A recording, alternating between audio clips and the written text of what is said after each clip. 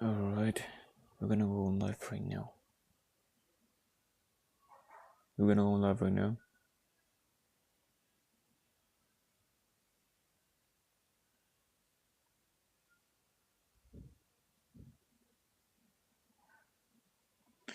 How are you guys? I know that it is kinda.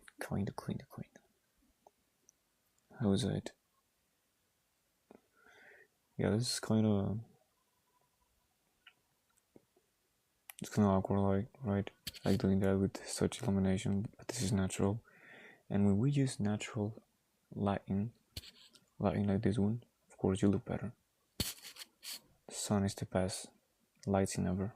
To be honest, guys, like low key, if you want to record a video, and a video if you want, and you want the best lighting possible, use the sun if you can.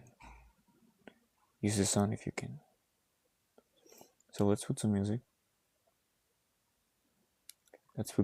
Why not? First version.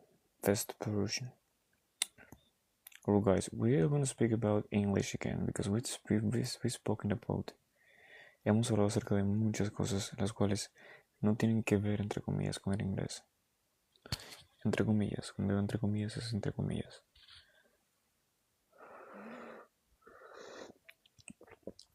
Todo digo entre comillas. Unstable connection.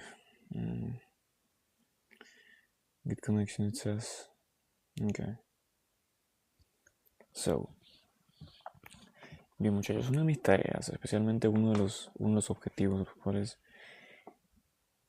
ya me he propuesto nuevamente, ¿cierto? Es volver al inglés otra vez. Siempre, por lo general, pierdo el hilo nuevamente porque, ¿para qué decirlo, muchachos? Sí me gusta utilizar. Los lives también para hablar, especialmente acerca de los libros. Que por cierto, muchachos, estaba leyendo acerca de algo muy turbio, acerca de, por ejemplo, la casa de brujas y esas cosas. Pero sí, últimamente estoy leyendo un libro que es de Kim Segal. Kim Segal era agente de marketing, chief de marketing del departamento de marketing de Apple como compañía, exacto, cuando Steve Jobs era todavía CEO. Y él predica y habla acerca de la premisa de la simplicidad. Veo entonces, ¿cierto?, que hay dos principales cosas, especialmente si podemos comparar y si podemos aplicar esos mismos principios de la simplicidad en el inglés o en los idiomas en general. Pues básicamente entonces volver la adquisición de idiomas simple. Ahora, eso es uno de mis trabajos, ¿cierto? Eso es uno de mis trabajos, especialmente aquí, volver el aprendizaje de idiomas simple. Sin embargo, lo simple no necesariamente es fácil. Lo simple no necesariamente implica que vas a trabajar menos. No. De hecho, una de las cosas muy buenas para saber cuando se hace algo, cuando interpretamos algo como simple, pues es cuando lo entendemos. Ese es siempre el primer paso para todo. Si quieres volver algo simple, es simplemente entenderlo a sumo detalle. Entonces, obviamente, like low key, entre paréntesis, brackets, obviamente TikTok no me va a recomendar mucho, especialmente esta semana. So, esta semana no voy a ser tan recomendado. I know it for a fact.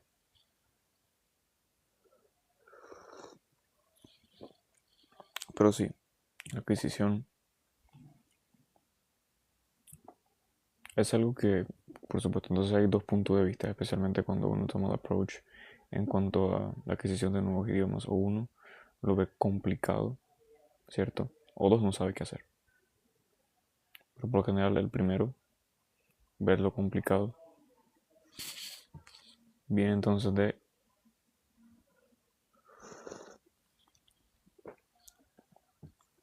pues básicamente el boarding que uno ve en inglés.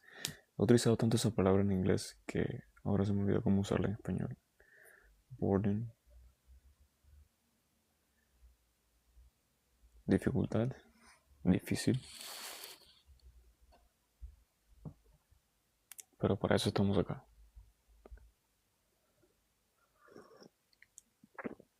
Yo sé que en Latinoamérica ahora mismo es bastante temprano, aquí son las 11:10 de la mañana, pero esta semana se van a hacer los lives a esta hora. Toca, muchachos. Ya volvemos a la rutina de antes, me acuerdo. Antes de durar un mes sin el trabajo, ¿cierto? Esperando más que nada el permiso de trabajo. Pues sí demora un mes y me tocó esperar 2 semanas para volver a empezar a trabajar nuevamente en otro trabajo. Entonces, duré un mes más que nada siempre haciendo lives a la misma hora casi siempre.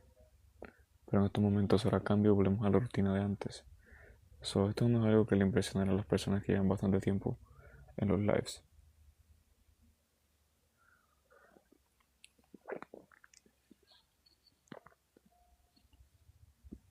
Ahora, siguiendo entonces con la premisa del libro, Kenzie Galwich, él se llama entonces el libro si lo quieren checar.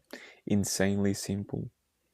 Insanely Simple by Ken Seagal. You spell it Key or Ken Seagal, Seggal. Ken Seagal. Entonces, continuando entonces con la premisa del libro. Diciendo entonces 2 veces. Continuando con la premisa del libro, pues radica entonces la importancia de la simplicidad y tiende y la tendencia humana de sobrecomplicar las cosas. Siempre sobrecomplicamos las cosas y es algo cierto si se dan cuenta. Y por lo general lo podemos incluso notar, no solamente en lo que hacemos nosotros, sino notarlos en un punto de vista ajeno, exterior, impropio a nosotros. Como entonces, por ejemplo, somos personas que prefieren hacer cosas más complicadas y que la simplificación es algo que incluso cruza por las cabezas de muchos de nosotros. Que las cosas se pueden hacer más simples y es algo que incluso en lo cual no nos enfocamos, ¿cierto? Pues solamente creemos que lo único que se puede hacer es cada vez más complicado, cada vez más complicado, cada vez más complicado, porque vas avanzando. Entonces vemos el avance como algo complicado, cuando en realidad debe ser lo contrario, juntar la simplicidad. Ahora, una de las estrategias simples, y digo que es simple porque es fucking simple, lo más simple que pueden hacer y de hecho lo que más les recomiendo cuando están adquiriendo un nuevo idioma es agarrar todas las actividades que están haciendo en estos momentos y cambiarles el idioma y ya. Eso es todo. Pero eso vuelve parte en hacerlo. Eso vuelve básicamente lo que concluye aquí. Lo que concluye aquí es que debes cambiar un poco tu estilo de vida. Y eso es lo que no muchos están dispuestos a hacer. Pues desde mi punto de vista es la manera más simple por lo menos de empezar con el pie derecho en cuanto a la adquisición de un nuevo idioma. Realmente cambia el idioma de la actividad que hacen en estos momentos y listo. Así de simple. No, pero no hay una técnica secreta, no hay... Bueno, creo que eso es lo más secreto que hay, sinceramente.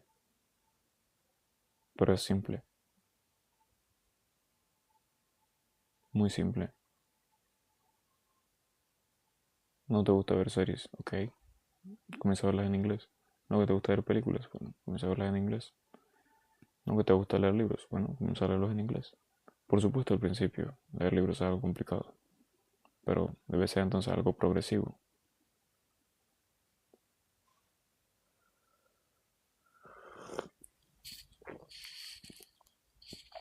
Y esto es algo que tendemos a olvidar. Tendemos a olvidar especialmente cuando ya estamos en niveles más avanzados. Como que, también puedo hacer eso, ¿verdad que lo podía hacer? Hasta se nos olvida. Lo digo por experiencia, hasta uno se lo olvida como que, ¿verdad que puedo también cambiarle y puedo hacer esto también en otro idioma? ¿Cierto? Hey yo, Brian. Well, it's kind of early there, right? We live in Argentina.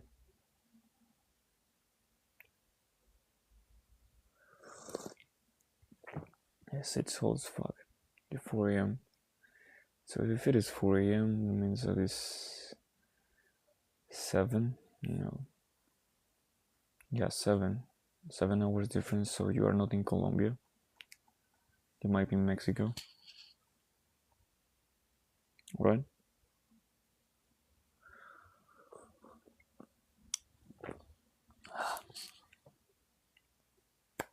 So bien, muchachos. Eso es algo también, y lo digo por experiencia, que también he experimentado, por ejemplo, con la ejecución de los lives y también del contenido, pero entonces cada vez más complicados, incluso hasta tal punto en que a veces se pierde el hilo y luego uno comienza a darse cuenta y luego vuelven otra vez al objetivo principal, que es por supuesto ayudar y practicar con otras personas nuestro inglés. El objetivo simple, siempre, ¿cierto?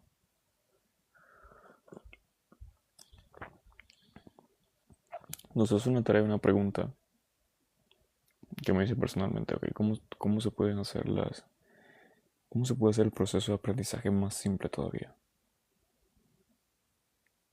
Pues lo más simple lo más que puede simplificar por lo menos el proceso de adquisición de un idioma y lo más óptimo es volverlo parte de tu estilo de vida. Lo más simple que hay. Ahora, por supuesto, bien dije desde el principio, lo simple por lo general no es lo más fácil. No necesariamente es lo más fácil. Una de las cosas las cuales especialmente a nosotros se nos dificulta es el cambio. Y especialmente en nuestro estilo de vida, el cambio de rutina. Súper complicado. Que ahora voy a empezar a ver todo me va a parecer extraño ahora. ¿Cierto? Pero ese es el punto. Ese es el punto, al fin y al cabo. Ese es el punto, al fin y al cabo no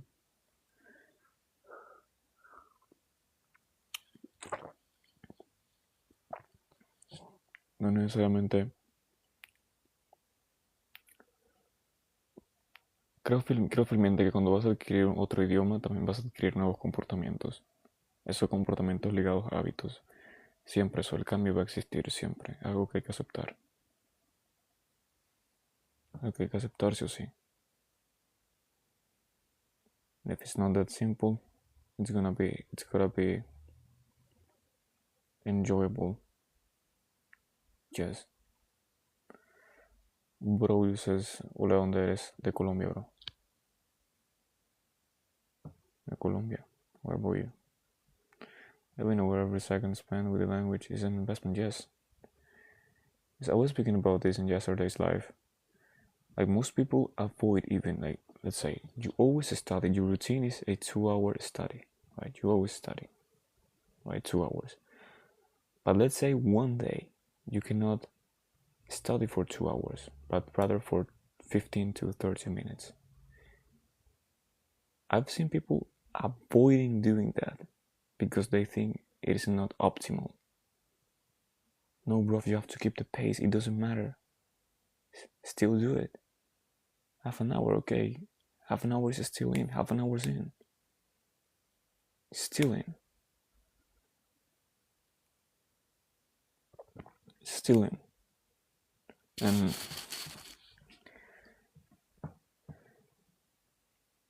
something that I pray here, especially whatever you want to get in life, the primary,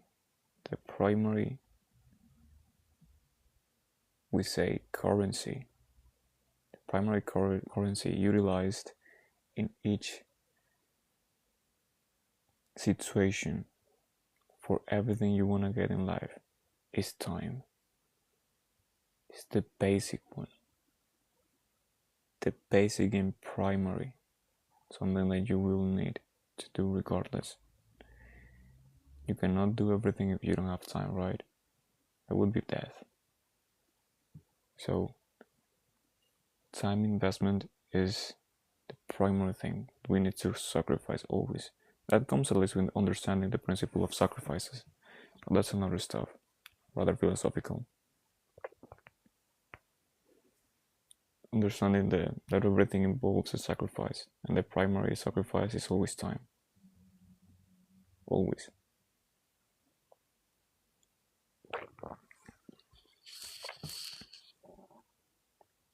So it doesn't matter if 15 minutes are in, and if you can put those 15 minutes in, why not? Why not? What would you avoid to study then? Half an hour is still half an hour. It is worth nothing.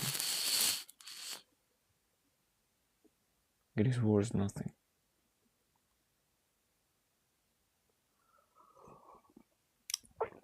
No, bro, I'm sorry, I had to travel. And right now I don't know what to do. I don't have my notebooks with me. You can still listen English. Come on, bro, be resourceful. You have many resources at your hand, by hand, basically. Use your phone, listen to something. That is still English. That is still English. No, bro, I cannot listen to anything, okay? Practice your vocabulary. That's something you've got with yourself always. The vocabulary you know, practice it. Take your environment, describe it in English with the vocabulary you already have, and that is still studying. Why? For example, by doing such exercise, you will realize what is the vocabulary you're missing. So it's a win-win situation. Win-win situation.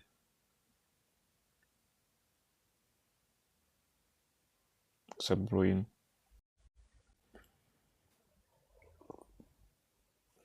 Yo, Doesn't like. Hey, Joe Brian. How's it? how you doing? Bro, fine here. I'm going to work like in 1 hour and a half. So you're here, active, consistent. What about you? Oh, yeah, it's funny that you say you're gonna go to work in an hour and a half because that's exactly when I have to go to school. Yeah. Around the time I have to go to school though. Bro, where are you from?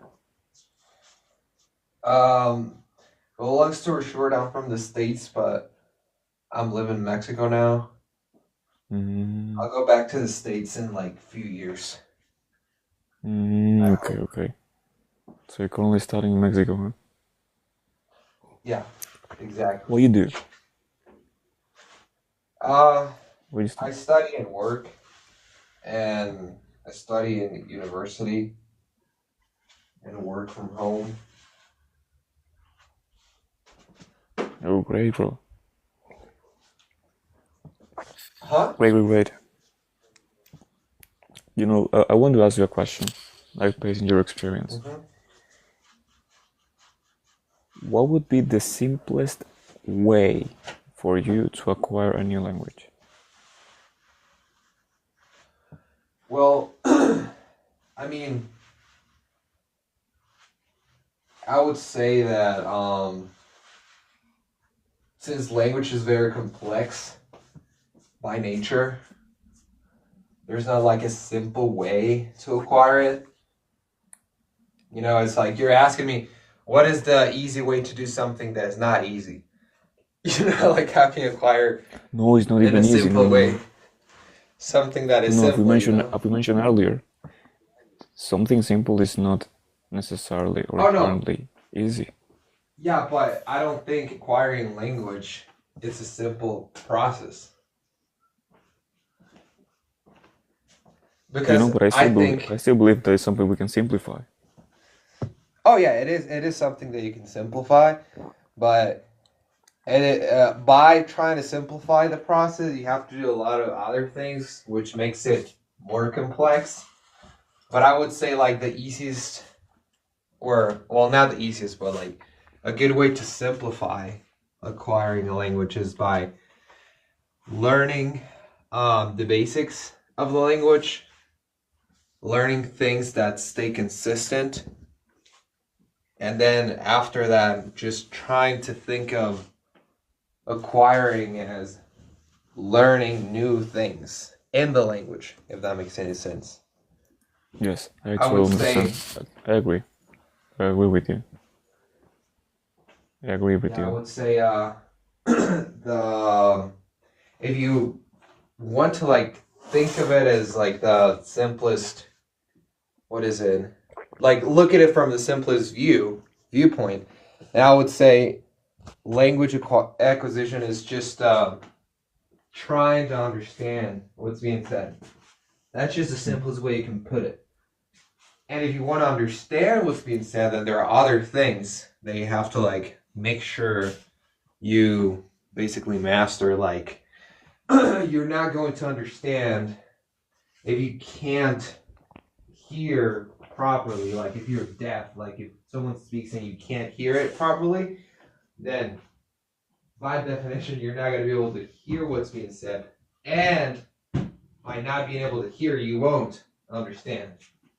That's the primary reason why I think pronunciation is extremely important, because you're basically you have like I'm not sure if I can say this, but like you're like sort of handicapped because you can't hear the sounds properly. You don't even know what sounds there are. So to you, it's just gibberish. It's too complicated to your brain. Yes, And then yes, I secondly totally agree. would be knowing what the words that are being used mean or can mean.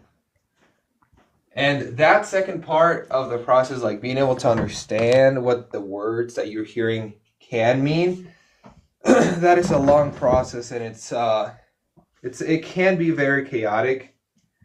But you have to also, in order to like be able to understand what words and things mean, you have to have like an open mindset, basically accepting that whatever that we have in Spanish can be completely different in the foreign language, in this target language that we're trying to learn. Call it English, Japanese, French, whatever it is. It will change. But you also will notice by trying to study it that somehow some of the words that they're using, I mean, you understand the words, but you're like, oh, these words have nothing to do with the full meaning of the sentence. Yes.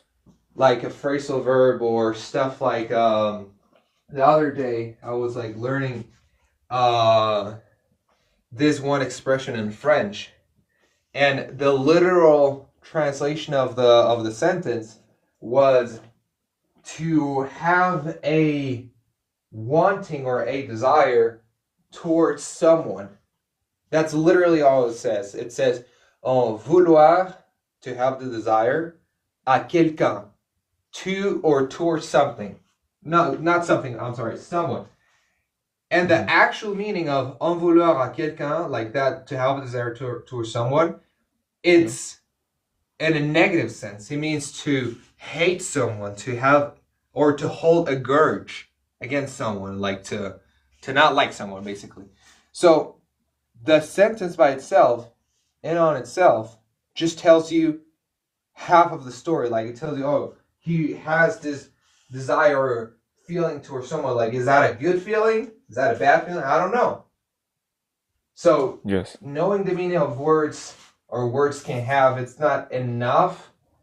And you have to like know and accept that and be able to like see a language in that from that lens. That way you can just go to Google and be like, okay, vouloir quelqu'un, like this sentence, what does it mean? Like, is it a good thing? Is it a bad thing? And Google's going to tell you it means to hate someone. And then you're like, oh, I had no clue. And once that you do that, once you understand that's what it means, then assuming that you are able to hear it, assuming that you have a good listening after studying pronunciation and all that, then I don't think there's anything else you need to do. Just being able to listen to that sentence a lot, or memorize it, and then after that, you yourself will be able to use it. That's it. You've mentioned something very important, and it is the use, right? The use is very attached and something that we need to prioritize even above the literal meaning of words. Yeah, exactly. I mean, you have to understand that not everything in language is literal. Yeah. And not even in Spanish. Like, if you really want to kind of like break a sentence down to its most literal meaning, you'll realize that not even in Spanish we do that. Like, no language uses the literal meaning of words. Yes. And that's Not probably all the because we time, assign at least. we assign symbols to the context too. But context is something that is not as literal as the symbols are. Yeah, I mean, it is true. Like, the context will be something, firstly, that you have to, like, the speaker has to already assume that you are aware of the context. Like, everything said is within a context. Yes. But the meaning, like, you can like actually put it into a box and be like, okay, it means, like, this sentence I told you, it means something negative. I mean, yes, in the context that it was used, it was something negative. But there's this sentence, this specific sentence. If you want to take it out of context, you can, but this quote unquote out of context meaning will be a compilation of the context that that word can be used in. For example, Yeah. the word, if I tell you the word well, that can have two meanings, and you can say, well, it depends on the context. If I say I am well, you won't think like I'm a pozo. You will be like, oh no, he's fine. He's saying he's okay. But if I say there's a well over there, oh, he's talking about the object now, like the noun, the pozo. Yeah. So to me, you can either say, yeah, it's just a different context, or it's a different meaning. And me personally, I like to think of it as a meaning. Yes. And that way, you yourself are aware of, like, okay, this word can mean two things.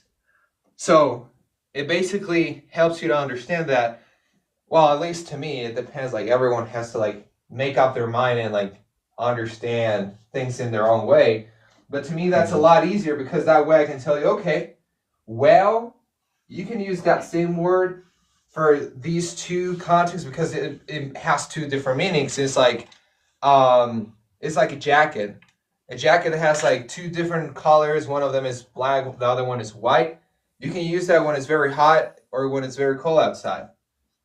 Whatever you want. Yes. Like, you use of course you're gonna use the white one when it's very Yeah. hot outside, so you'll freaking burn or like set on fire and all that because it's so hot. And it's the same thing. But it's the same jacket though. Like, you're not gonna be like scared of the jacket. Be like, okay, I'm gonna grab my jacket, because you just have to turn it. Mm-hmm. Right? So you just have Right. to turn it Yeah. inside out, and then that's it. You wear it. It's the same thing with a word. Like, you don't have to do anything to the word or try to like make it make sense through the context. You just say it. And then the other person from the other end of the conversation will have to do the flipping. That's right. You know something, bro? I've noticed that you are so fluent. How you get that fluent? The fuck is Thank you, man. I probably, appreciate that bro? compliment. You've been speaking like it was your first language, literally. Yo, chill. I mean, these things that I'm talking about, like, I'm really used to talking. So yeah, it's something that I have a lot of practice talking about. I think Yeah, that's why and I'm fluent. I can tell that you've used analogies. When you use analogies, that means that you really know what you're talking about. I mean, for me, there are two ways you can interpret that, right? Like, the analogy is like, you either I of course I know what I am thinking. I know what I'm talking. Like, I know what I'm thinking, right? Like, I have this idea in my brain. I have this way of seeing things, right? So I use an analogy to make it simpler, Claro. to make it make Yeah. sense to other people. But I mean, some people, when I tell them some things, they're like, they get it like instantly. I don't have to like use analogies, but I like using analogies because, let's say, even if you were to like understand what I said, then it's a lot easier to remember an analogy, Yes. rather than just a freaking like concept. To make It's it more more clear. more memorable. Yeah. Yeah, exactly. So it's kind of why I use analogies. But I mean, this is kind of like an answer to what you say. Like, I could have no idea what the hell I'm talking about. It could be just all BS.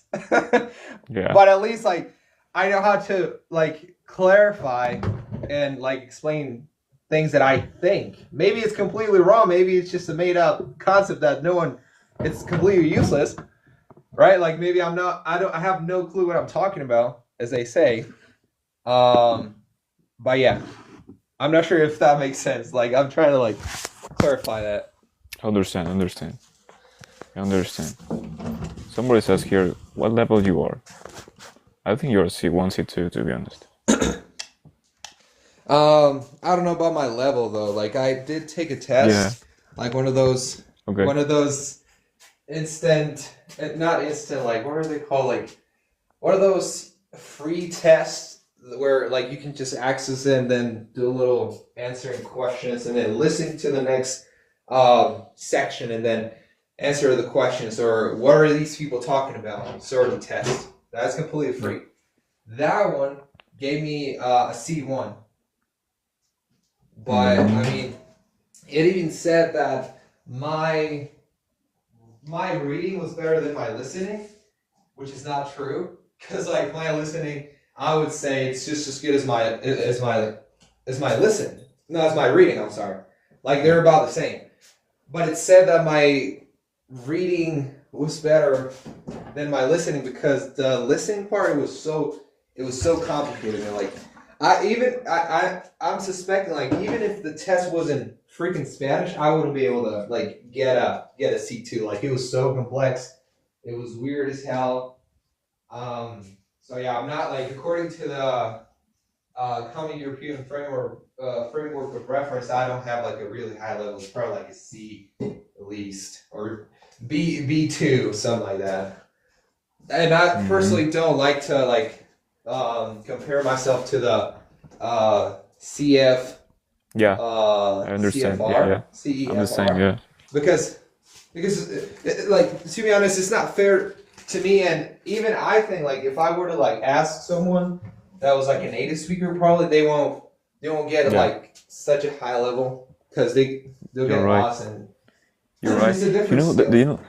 That's something we have in common. To be honest, I've ignored. I know that I think I'm C1 because I see C1 words and I understand them, and I see C1 structures, such as let's say some readings, and I understand them. So that's why I say I'm C1.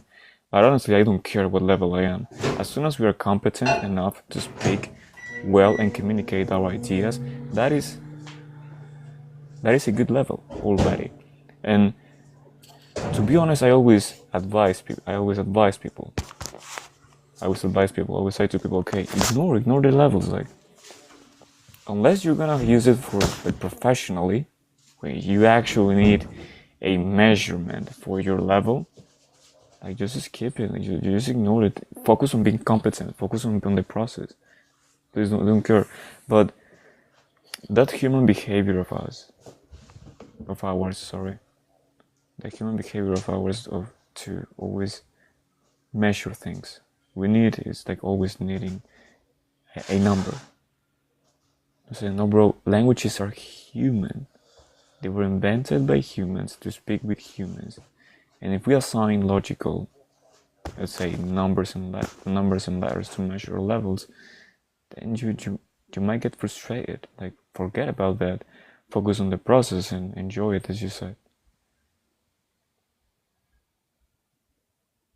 Yeah, exactly. I mean, and I've never had to actually show a certificate. Like now, yeah, I did because well, I took the test, but like, um, I don't think is a really good way to measure your language ability because it's a different skill. Like it tests how good you are at like interpreting like situations, and I guess like even a native speaker could like get a like probably a higher level than myself, but like if they've never done a test like that, they're probably gonna do just as bad as myself. Like I don't think it's Yes, like possible to think of someone getting a super high level in that.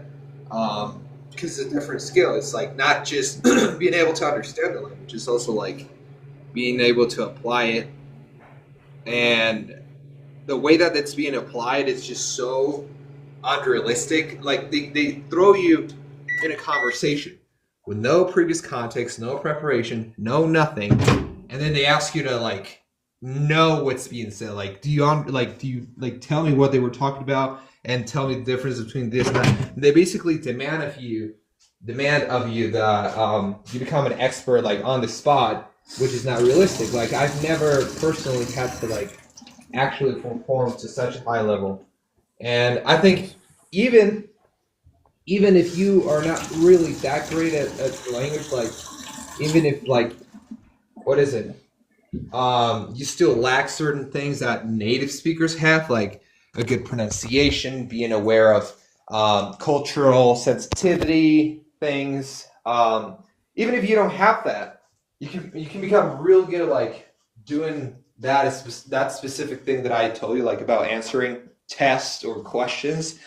You can get a C1 or a C2, but you're gonna be like you might even be missing some of those cultural things or like having a yes, good pronunciation or native like pronunciation. yes, I can't assure that. I can't like literally say, yeah, everyone that has a C2, like they're not really that good at language in terms of pronunciation and cultural awareness. I can't say that, but it is a possibility. And if it is a possibility, to me, that test is already completely useless because I don't want to like study for a test that's going to allow me to just skip being aware of culture, being aware of like certain details that make native speakers like talk like native speakers. Like the only thing I had in mind when I started learning this language and when I learn any other language is like, hey, well, there's natives out there and then you have non-natives, like people that speak it to a certain degree of fluency, and there are people that don't. I'm one of the yes, people who don't speak like don't that doesn't speak like a native, and I want to get there. I want to get to a point where I am able to understand what a native would be able to, which it's not everything. Like it's the same thing for the test I told you. Like you it's a different goal. It's not the same goal that I had. Like for me personally, if I had two choices, like if I could choose to sound exactly like a native who is like mm-hmm, not very knowledgeable, let's say in medical terminology or engineering terminology or whatever it is, like something that is more technical, yeah, or I could become someone that knows about the medical terminology or knows about the engineering technical words, but not sounding like a native, then I would choose the native one. Because as a native or someone that sounds like a native or is able to like kind of adapt to the culture and all that pretty easily, then I can learn those technical things. But some people yes. prefer the technical side of things first. So I mean, it depends on the goals. But for me personally, I don't think like yeah, I don't think that's important. Okay, Brian. We've spoken about a bunch of interesting things, and I think I'm planning to upload this live to YouTube.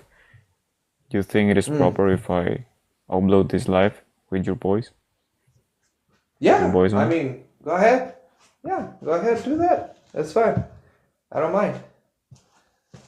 Okay, I mean, I of mean, course, thank some you. of the things. Tell me. Yeah, go ahead. We've spoken about a lot of important stuff, and you used a term that is something I haven't been aware of pretty recently, and it's cultural sensitivity. I forgot even about that exists. That existed, to be honest. So, Yeah, that's something true. Cultural sensitivity, being able to understand something as if you were a native speaker. There is something curious, and there is a good way and like a quick way to measure if you're advanced or not in a language, and it is when you notice when something isn't natural, or you don't feel that something isn't that natural within the language. So, for example, I can you said me last time when I say quiet, when you corrected me the use of quiet, which is quiet. I'm lazy. I'm quite lazy about reading. I remembered exactly. I'm quite lazy about reading.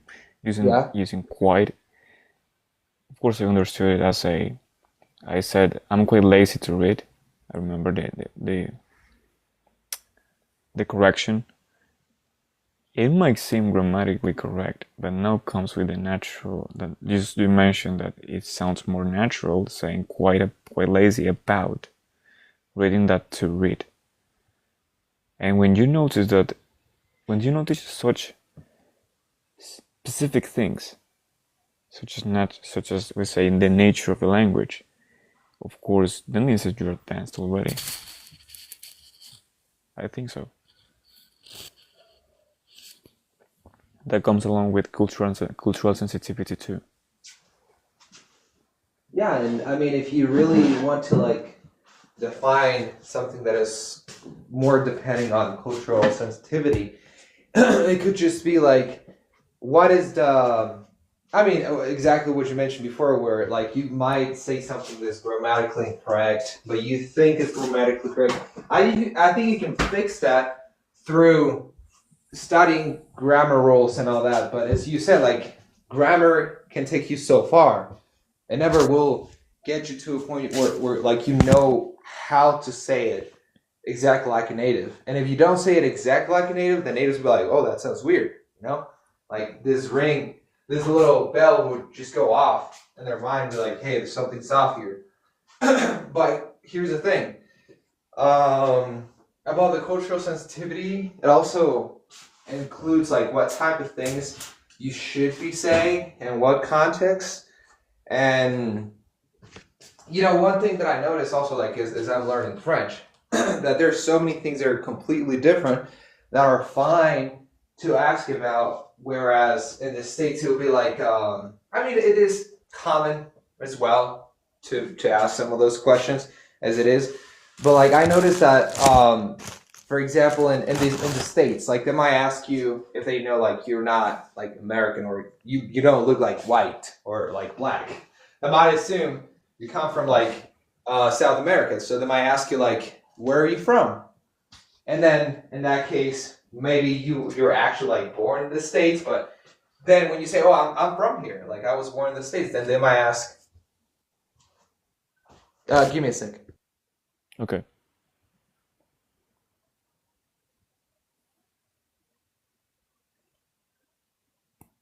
So what's the new people that have joined? Give me a sec. Give me a sec. Okay. So I'm morning bros is Jose here. What's up, bro? Good morning, good morning. GM.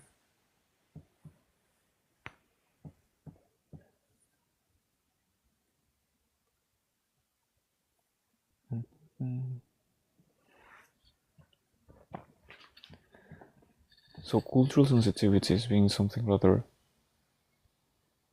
we tend to forget even because it's something as language and culture are rather say linked to each other. They're attached. Of course, the context is important too. So learning about cultural traits is also commanding if you want to get an advanced level in a language per se.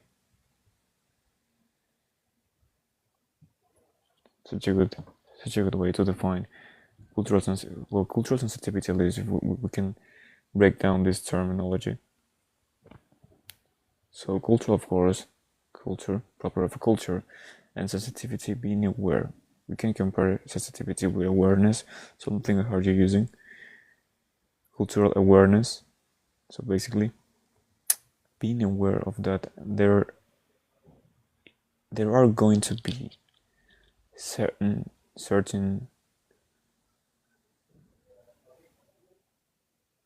we say contexts and rather words and symbols expressions that are used within a certain context and not others. I tried to record a video from the university, but I need to talk about the AI during 8 minutes. Without stop, what advice could you give me? This is something hard to me. About AI. From experience, you can speak about something for too long if you know what you're talking about. So if you need to speak about AI, like inform yourself about AI and understand it. And your primary objectives should be to explain it in the simplest way possible. Simplest way possible.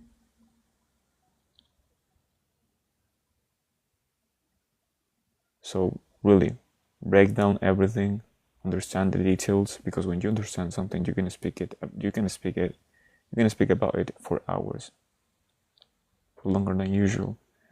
So for example, take it as fitness. I know that we can speak about fitness for hours, for hours, right?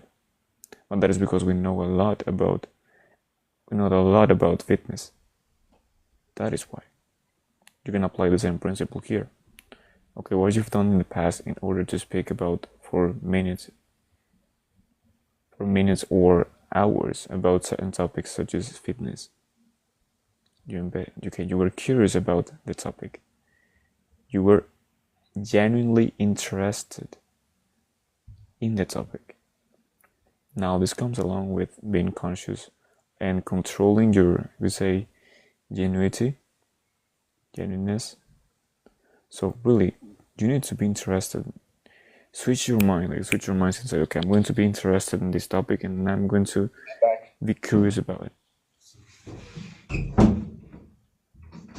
That's my advice. Actually, investigate about it. Make your research. Make your homework. We say, make your homework. Investigate about it. Don't eat everything just because. Right? Know what you're talking about, and if you really understand it, 8 minutes, to be honest, is rather few, bro. 8 minutes pass like this if you are talking about something that you're interested in. Yeah. I'm back. I'm sorry about that. Don't worry. So what I was saying about the cultural awareness, as you said, it comes down to like knowledge. Like and this is the thing where like, well, this is my assumption, right? Because I haven't taken a test. Like I can't be talking about this with such an authoritative viewpoint because I haven't like taken the test, right? But I think if you take like the CEFR test and you get like a real high level, it means that you know about the language and everything, like the structures, and you're like really great with it and being able to explain topics you might not be an expert on with ease, which is a very useful skill, don't get me wrong. But the thing is, like, for me, that is completely useless if I end up like missing some of the little tiny details that everyone that is a native speaker would know about. And here goes like a good example that even I learned about in French. So in French, like in English, like in the States, what I was saying, like they might ask you, hey, where are you from? And then they're like, oh, I'm from here, like from the States. And you're like, no, where are you originally from? Like they mean now, like, what is your ethnicity, right? And then you say, oh, I'm actually Mexican, like my parents are Mexican, or my parents are Ecuadorian, or whatever it might be. And that's like where you're from, like that's your origins. Although you are from the States, like you're American. You were born in the States. So that's like a good thing that you might be able to know or to experience it. Like if you go, let's say to, I don't know, to a restaurant or maybe to a hospital, wherever it is, that someone might ask you like where are you from, like, and you're like, oh, I'm from here, and they say no, what are your origins? So in France, something that I realized pretty quickly is that they do the same, because in France, just like in the States, there are a lot of immigrants. There's a lot of immigration going on, and there are different ethnicities or different specific countries that immigrate into France, like people from, I don't know, Africa, more specifically, could be like Morocco, Algeria, or other places, just to name a few. And they might ask you like, "Where are you from?" But they have two ways of asking that, because it's so common that people that immigrate into France that they don't just ask, "Where do you come from?" Because they might get the simple answer like, "Well, from here, like I'm from France, like same as you, bro." Like, and they know that, right? They know it's so diverse. Like people in there are from different places that they don't. At some point, like I noticed that most people don't ask like, "Where are you from?" Because they're like they both know they sound like a native. Like they speak French fluently, no accent at all. That they skip that first question. They go straight to the what are your origins? Like where are you originally from? And they say in French, "Quelles sont tes origines?" which literally translates to "What are your origins?" And then you answer, "Well, I am Mexican," or "I'm Algerian." And I realized that, and it was real cool to me that they're cool with just asking that question like straight ahead, like not straight ahead, like up front. They just say like, what are your origins?" Sorta. Whereas in the States, it's not as common. If that makes any sense. Yes, I understand. I understand. It makes sense. It makes sense. It makes sense, bro. Brian, Can for I me, it add was one a more thing?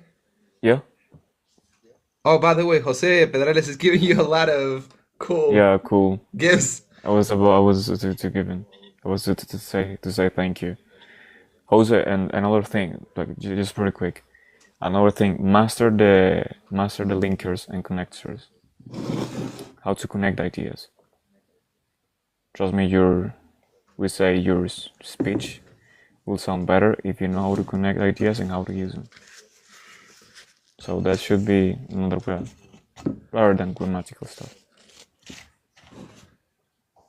So just to finish what I was saying, I Yeah, promise this is gonna be it. But I yeah, remember one day, like I was in a VC, like on Discord, like talking to strangers, and I was with a guy who was from the States, right? And we had like some French classes at school and all that, and like I'm basically just learning all by myself. So what I'm trying to do is, I said, I'm not trying to go after a specific CFR number or certification. I don't care about that too much.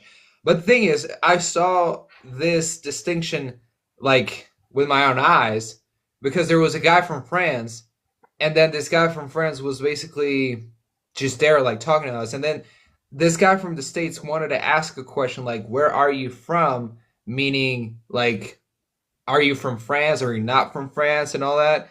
Um, and then he wanted to ask something, and the way he asked it was grammatically correct. Like I understood what the American guy tried to ask, but the French guy didn't. He was like, "I don't understand what you're asking." And then I had to like step in and then say, "Il veut dire quelles sont tes origines?" And I said that phrase, well, like, "What are your origins?" And he immediately knew we just want to know where he was from. It was, "Oh, I'm from France." Like that, like those are my origins. Like I'm not an immigrant, or my family isn't. Like it's probably like his like grandfather might have been like an immigrant, but he ain't hmm anymore. So this other American guy, he didn't know like what other thing to say. Like he didn't, like, otherwise he would have said it, right? But he couldn't yeah, come up with a culturally appropriate way to ask him that, because he didn't know. He just didn't know. So that's kind of like the danger stuff, like trying to think of like, I want to get this C level or CFR specific like certification, where if you think that is like the end goal of learning language, I think you're already like effed up, because you're gonna like sound very weird, or you're not yeah, gonna be able to like um carry the conversation as smoothly as someone that just happens to know this stupid question of like, quelles sont tes origines? And it's a simple thing from my point of view. Like that is like, okay, you can say it like that too, but it might not be taught in this EFR because it's more casual, and you have I don't think they evaluate your level of Mm-hmm. comprehension when it comes to slang. I don't think they evaluate that at Yeah. all. But there might be like some slang out there that everybody knows about, everybody uses on a daily basis, just don't know because you were Yeah. so focused on trying to get this C2 level or whatever the hell. And I mean, I'm not saying if you do that and on top of it, then you start like you try to like study it like in a more self-taught way, then you're safe. Like I'm not trying to talk shit about the C2 certification and all that. I don't mind, but if you only do that, then you might like think, "Oh, I'm pretty good because I got the certification." When in reality, you can't like carry a conversation, right? Yeah. And I've seen that with my own eyes. That's why like I'm not really a big proponent of like, yeah, go for the C2. For me, it's just like learn to understand natives as best as you can, and you're gonna learn a lot of shit that might not be part of the C2 evaluation. And I rather know how to speak normally like a native than like a freaking robot that knows the grammatically correct way of saying it.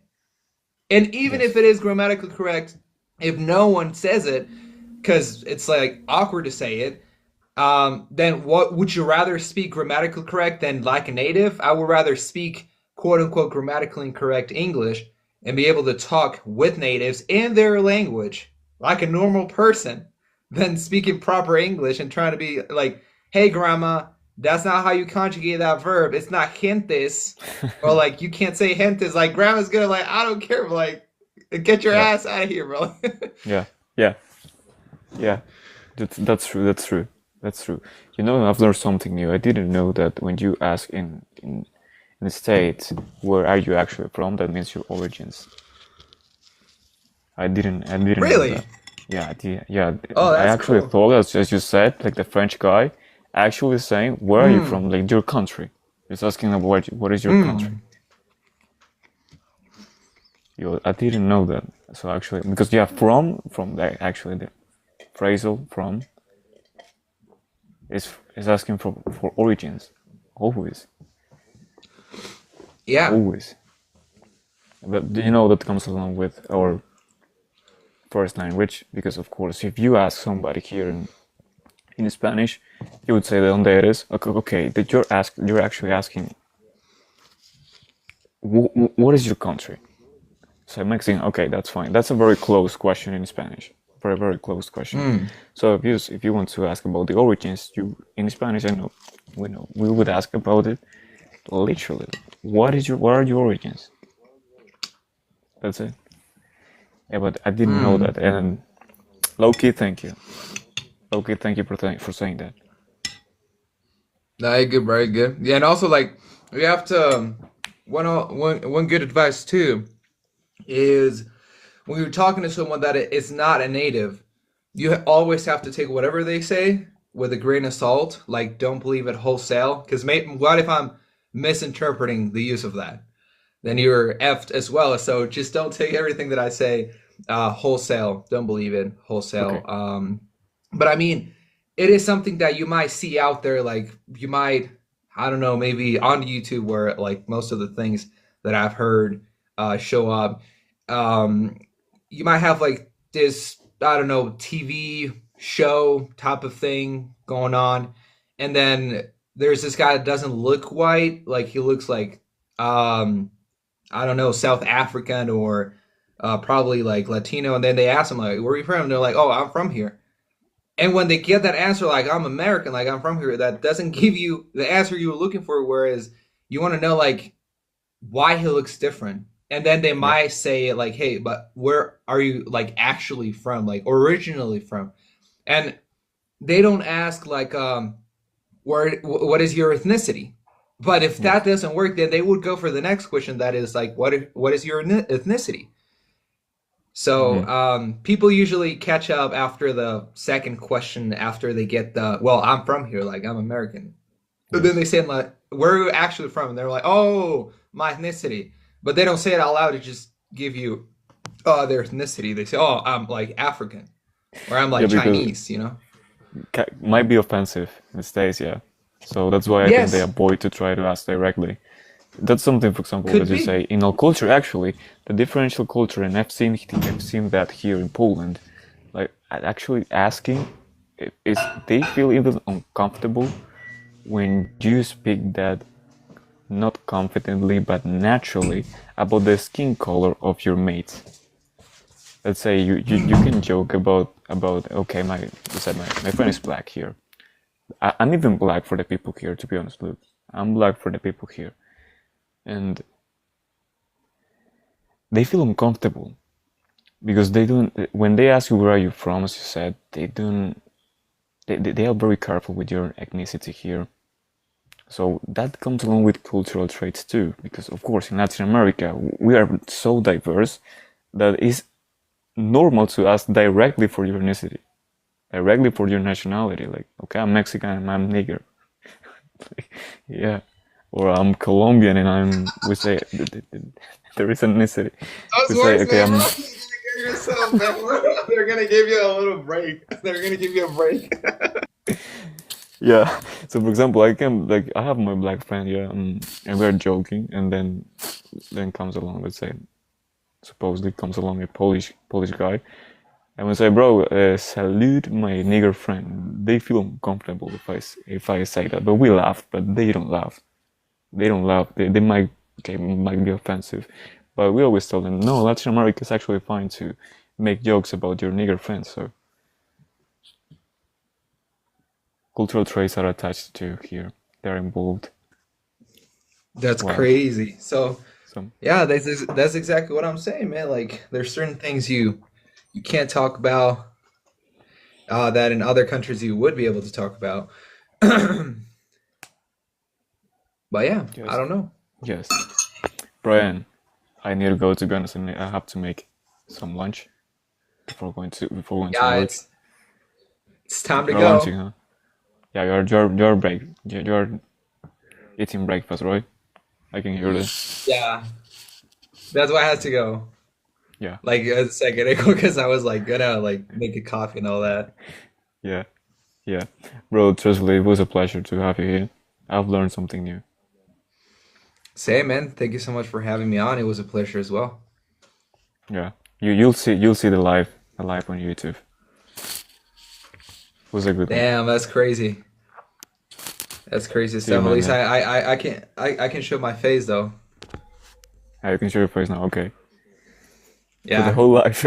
Right now, when we are we're closing. We're basically doing the giving closing farewells. now. Yeah, that's the closing, guys. That's Ryan.